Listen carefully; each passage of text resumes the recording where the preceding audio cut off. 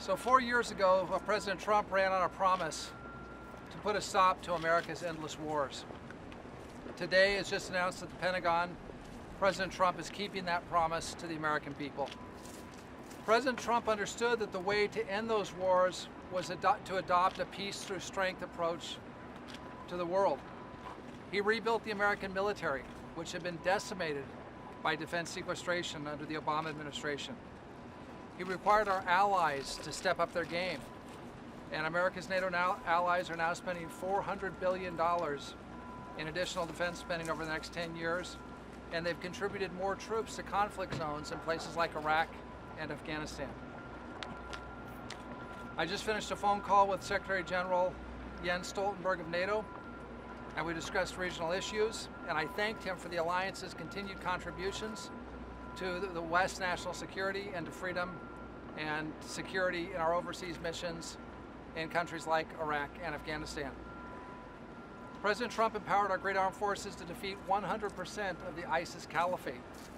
That caliphate was the size of Great Britain, stretching across Syria and Iraq when President Trump took office. And he authorized the daring nighttime raid that brought justice to the founder and cruel leader of ISIS, Bakr Abu al-Baghdadi.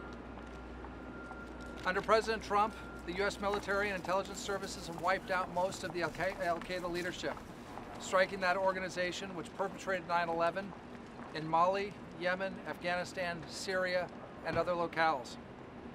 President Trump's resolve and America's strength has also led to peace in the Middle East. From the historic Abraham Accords to the peace deal with the Taliban that has led to inter-Afghan negotiations, the world is safer because of the Trump administration's policies. Moments ago, Acting Secretary of Defense Miller announced major troop reductions in Afghanistan and in Iraq. Effective January 15, 2021, American troops in both countries will go to 2,500 personnel. Those troops will defend our embassies and the other agencies of the U.S. government doing important work in those countries. They'll enable our American allies in their important missions in those countries. They'll defend our diplomats, and they'll deter our foes. By May, it is President Trump's hope that they will all come home safely and in their entirety. I want to reiterate that this policy is not new. This has been the President's policy since he took office, and it's a policy that I talked about specifically with these numbers at the University of Nevada, Las Vegas in October.